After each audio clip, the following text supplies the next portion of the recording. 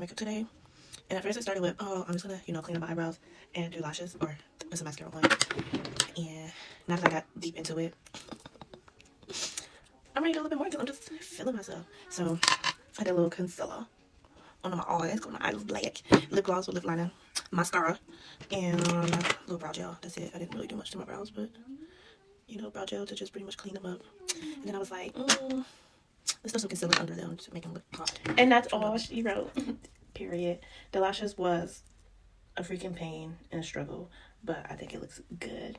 You see how it just enhances? This is what you call a basic makeup look. Like, don't you hate when you go on YouTube and you be wanting just a basic makeup look to just enhance your features, and they be having like 1,000,001 steps?